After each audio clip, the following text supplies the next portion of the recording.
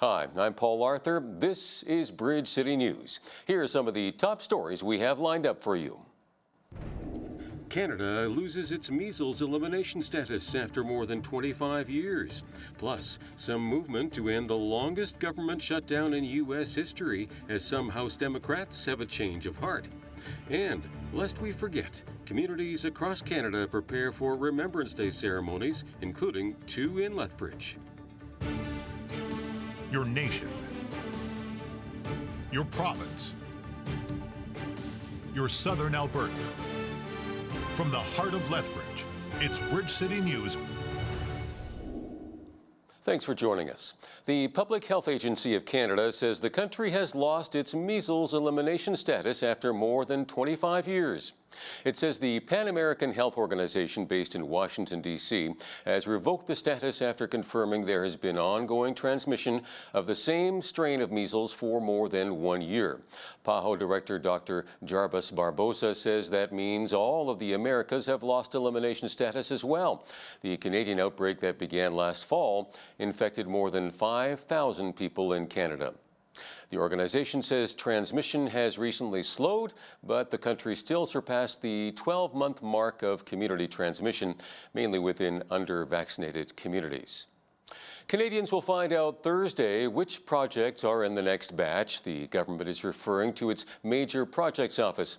Prime Minister Mark Carney revealed the timing while taking questions from reporters at a news conference today in Fredericton, New Brunswick. This is not a one and done. It's not one round of projects and then we move forward with those. This is a living list.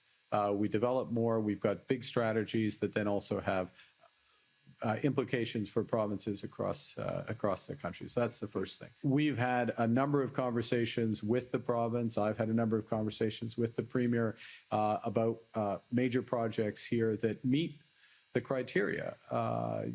They strengthen Canada's autonomy. They diversify our economy. They're built with Indigenous partners. They're consistent with their climate goals, and they have a real economic return. And so you would expect to see some of those in the announcement later this week. Once a project is referred to the Major Projects Office, it's reviewed and returned with recommendations to the government, which has the final say. But so far, none of the projects referred have received the National Interest designation for fast-tracking.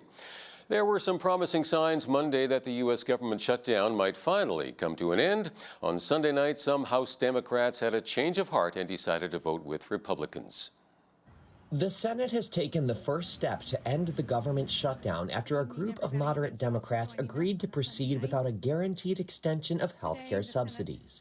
This angered many Democrats who say Americans want them to continue the fight. In a test vote that is the first in a series of procedural maneuvers, the Senate voted late Sunday to move toward passing compromise legislation to fund the government and hold a vote by mid-December on extending expiring health care tax credits. Final passage could be several days away if Democrats object and delay the process. America is in the midst of a Republican-made health care crisis, worse than anything the American people have seen in decades. Senate Democratic leader Chuck Schumer of New York voted no. House Speaker Mike Johnson said Monday U.S. House lawmakers should start returning to Washington right now to try and end this 40-day stalemate. Johnson said at a news conference on Monday this needs to get done as quickly as possible. Now, according to Lisa Daftari at the Foreign Desk, this proposal expires on January 30th of next year. At that time, lawmakers will revisit the issue, but until then, the U.S. will have an open government.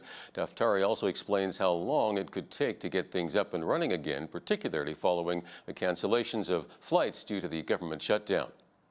In terms of flights, for example, major airports have already been put on alert. So Los Angeles Airport, LAX, being one of the major airports here in the United States, they have already said to expect delays through and after Thanksgiving. So, it's something that kind of trickles and, the issue has been going on for a while and will probably continue for a bit longer after the reopening. But I think the fact that this announcement was made right before a Monday morning gives people some momentum. And you have to remember, we're going into Thanksgiving and Christmas and New Year where things are slow, not in terms of traffic and not in terms of the economy, but in terms of, people taking vacations and wanting to get out and wanting to make trips and wanting to put food on the table. We have a lot of the food stamp system was kind of in question as well. So I think it's good for the morale of the country to get back and running. But again, that record was broken. So I think enough was enough, and I'm glad that both sides were able to come to some sort of understanding. Catch the full interview with Lisa Daftari and BCN's Jeanette Rocher coming up after Business News. While we're on the subject of governments and money, Indigenous Services Minister Mandy Gulmasti says community leaders shouldn't worry about zeros in the recent federal budget for programs their members rely on. Instead, she says those holes are an opportunity for leaders to suggest where the government should allocate money in the future. Last week's budget, unlike previous ones, has no specific chapter on Indigenous spending, with a heavy focus on how Indigenous communities can work with Ottawa to move its major projects agenda forward and build the economy. Gulmasti said it should not be read as an oversight or sidelining, but as a sign all ministers are incorporating Indigenous priorities into their files.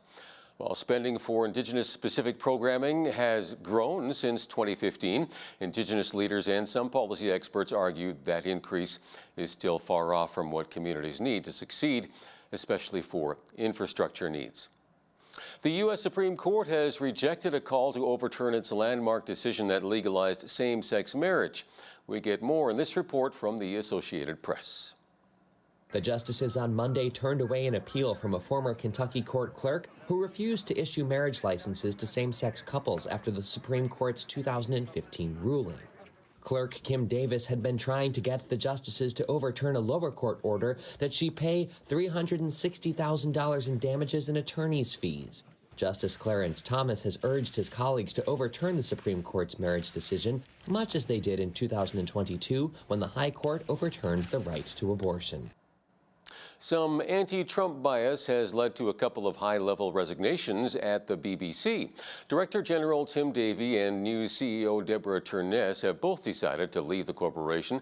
Britain's publicly funded national broadcaster has been criticized for editing a speech Trump made on January 6, 2021, before protesters attacked the Capitol in Washington. The public broadcaster has faced a storm of criticism for misleading editing of a speech Trump made on January 6, 2021, before a crowd of his supporters stormed the Capitol in Washington. Its Panorama documentary programme spliced together 3 quotes from 2 sections of the 2021 speech, delivered almost an hour apart, into what appeared to be one quote in which Trump urged supporters to march with him and fight like hell, the phrase he used towards the end of his speech, but without referencing the Capitol. Among the parts cut out was a section where Trump said he wanted supporters to demonstrate peacefully. In a letter to staff, Davie said, "There have been some mistakes made, and as Director General, I have to take ultimate responsibility." I stepped down over the weekend because the buck stops with me. But I'd like to make one thing very clear. BBC News is not institutionally biased.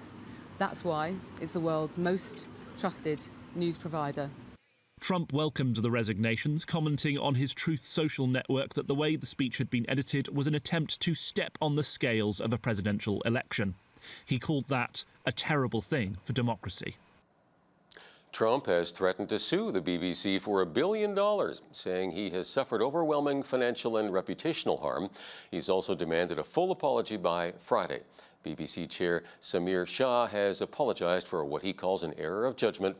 Much like CBC, BBC has grappled for years with suggestions that it is elitist and that its journalists are out of touch with the public.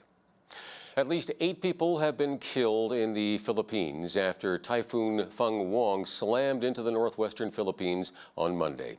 Huge waves crashed into homes and palm trees shook violently as the typhoon blew into Dingalan town in Aurora province on Sunday night.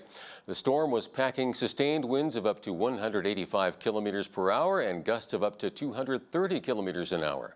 The Philippines was still dealing with the devastation wrought by Typhoon Kalmegi, which left at least 224 people dead before pummeling Vietnam, where at least 5 people were killed.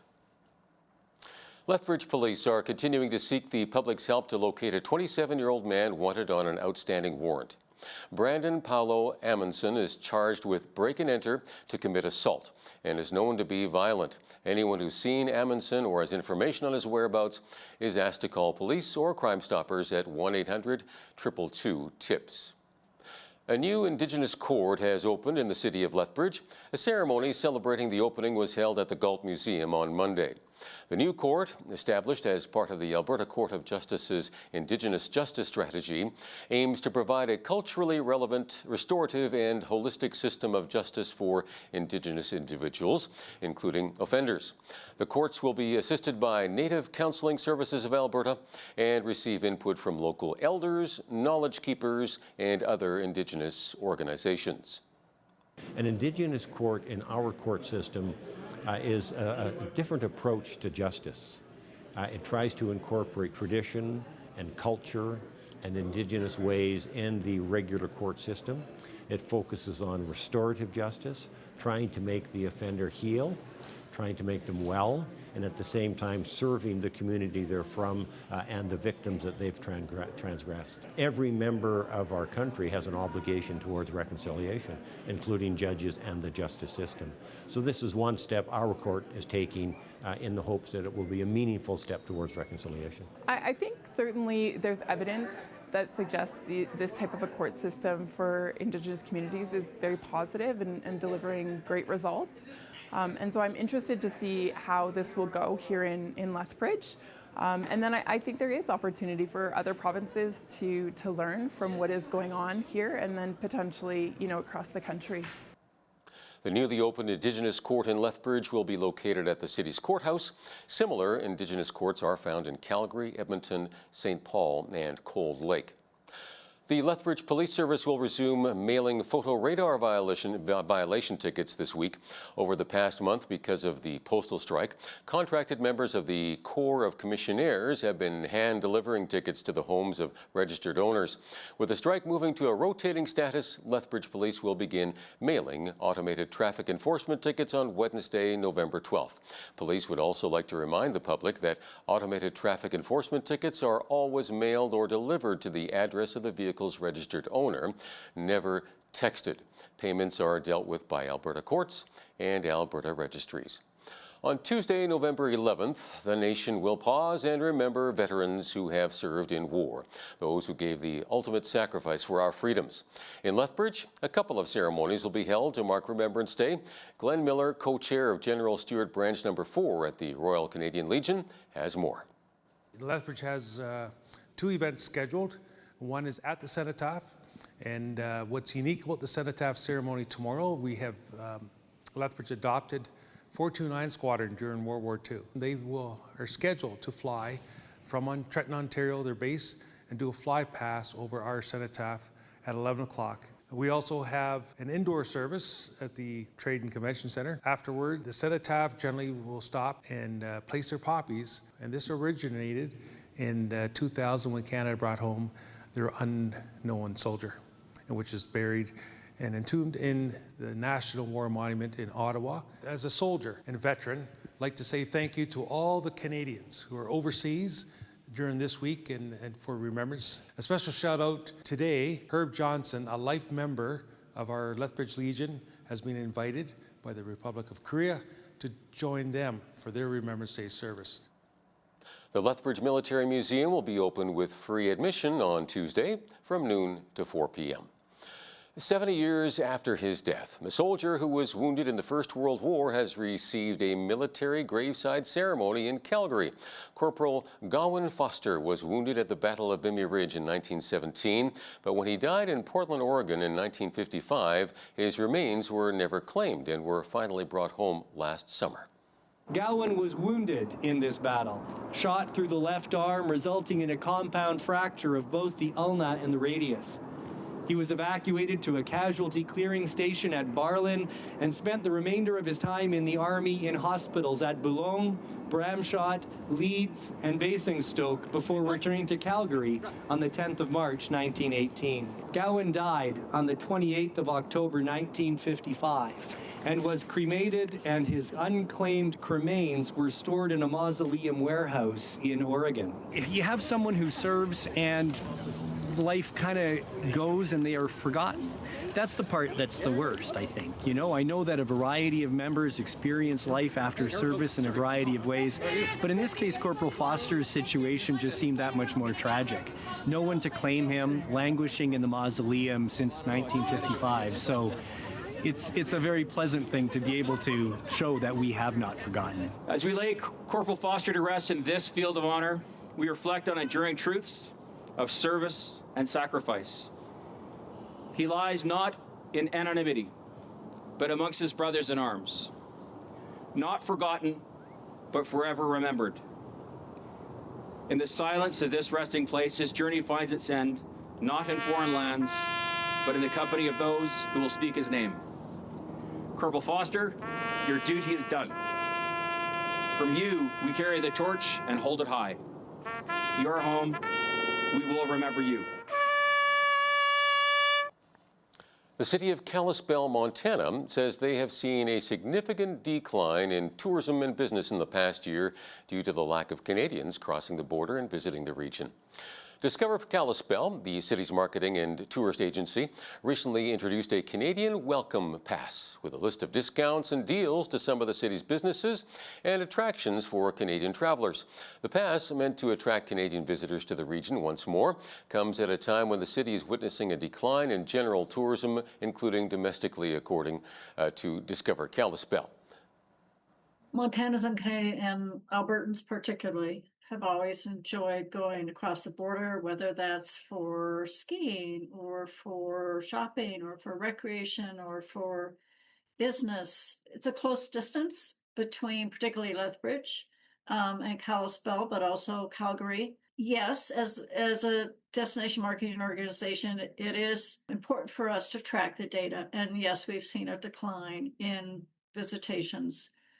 We watch the border crossings, and then we also get data on credit card spending in Kalispell, and have seen a decline in 2025, particularly starting, in February, March. When looking at this Canadian Welcome Pass, and our reason for doing so, it's just a community-driven effort to connect with our Canadian neighbors. Simply a gesture of friendship and appreciation. As of Monday, the pass has been reportedly downloaded by nearly 1,000 people. Preparations are underway for one of the most anticipated celebrations of the year, Christmas with Cassa. Now in its 13th year, this event returns to the Cassa Arts Center on November 14th and November 15th. The two-day celebration showcases beautifully handcrafted works, festive music, and a sense of community warmth. Will Big Bull, manager of engagement, Allied Arts Council of Lethbridge, says it's an annual tradition that highlights fine art, fine craft, and the joyful holiday spirit in downtown Lethbridge. And we'll also have Friday, November 14th, a blacksmithing demonstration by Crow and Clog Forge out here on Rotary Square. And we'll also have Santa Claus popping in that day too. And we're going to have some mulled wine and some hot chocolate for everybody to enjoy. It is kind of the way to kick off the holiday season here in Lethbridge. They can expect to see community to catch the festive bug, and they'll also be enjoying some refreshments, as well as one-of-a-kind handcraft creations from local artists, allowing them to continue on their artistic journey. Especially during the holidays, we live in a time where I feel like there's been a lot of separation and division amongst our community. And our job is to bring people together in an artistic way and to promote culture and arts here within Secaucus. We typically have well over a couple thousand to 3,000 people that wander through here over the weekend. The event will be held on Friday from 5 to 9 p.m. and Saturday from 10 a.m. to 5 p.m. PayPal is expanding in Canada, offering consumers a buy now, pay later service. We get details from Michelle Zadikian with the Canadian Press. The company has partnered with the likes of Nix, Ticketmaster, and Home Depot to offer consumers the ability to pay for purchases of between $30 and $1,500 in 4 interest-free installments over 6 weeks. PayPal also says there are no late fees. The company is the latest to launch a buy now, pay later option in Canada, joining providers like Affirm, Sezzle, Klarna, and Afterpay.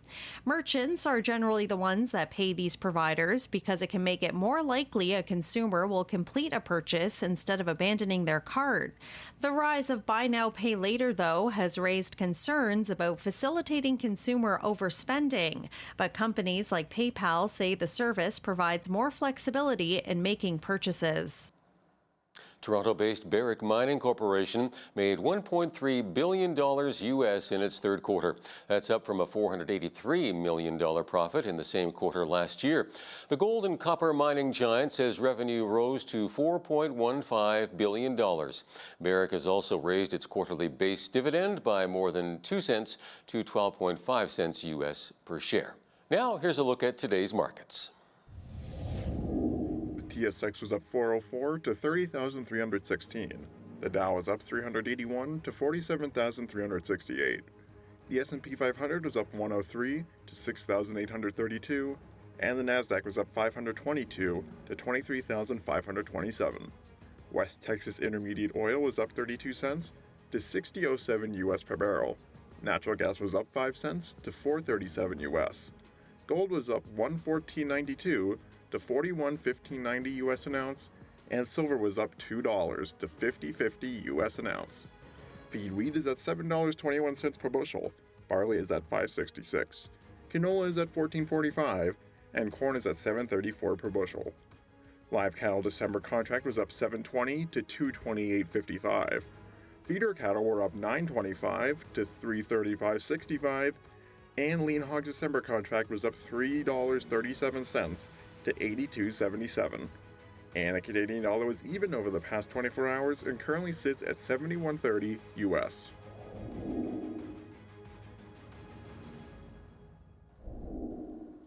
Recapping one of our top stories, according to the Public Health Agency of Canada, our country has lost its measles-elimination status after more than 25 years. It says the Pan American Health Organization revoked the status after confirming there has been ongoing transmission of the same strain of measles for more than 1 year. This means all of the Americas region have lost elimination status as well.